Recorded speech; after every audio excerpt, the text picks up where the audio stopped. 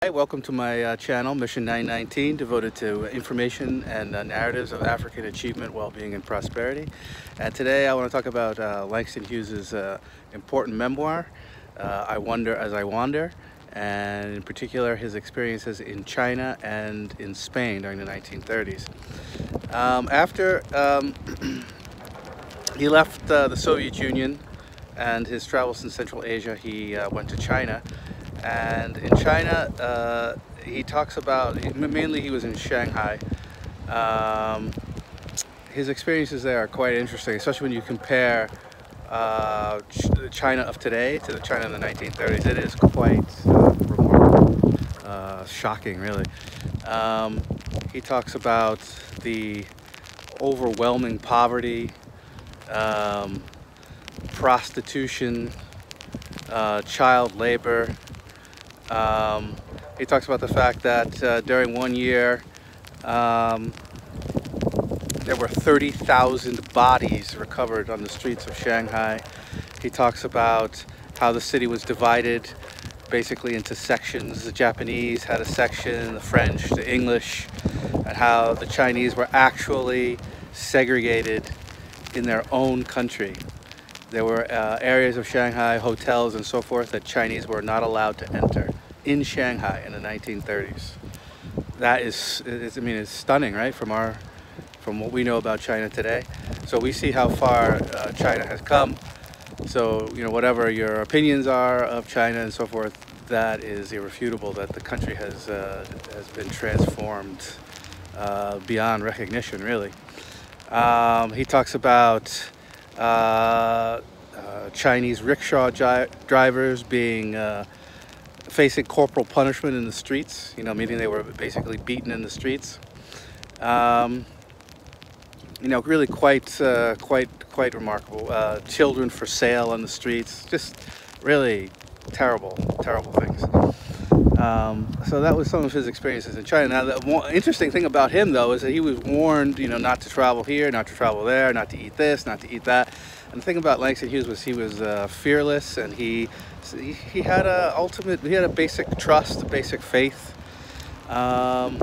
in, I guess, in himself and in humanity. And so he didn't really listen to any of these things, and he emerged unscathed from his time in China.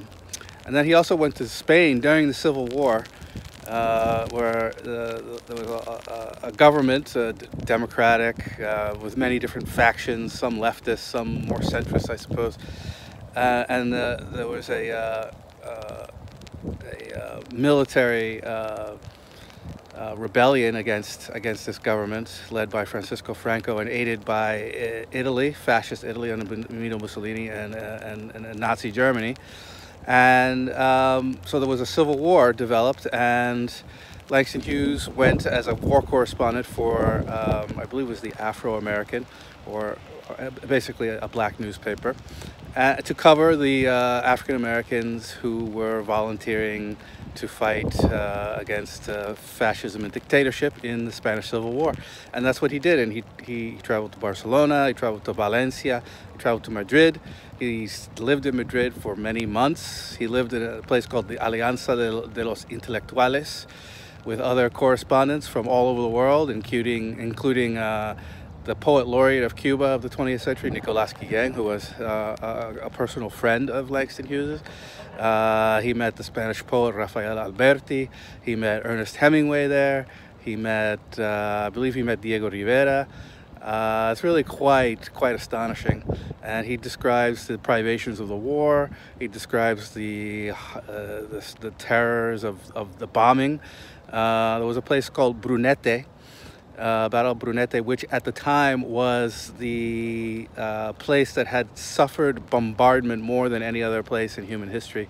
Of course, this is before, you know, the outbreak of World War II as we come to understand it.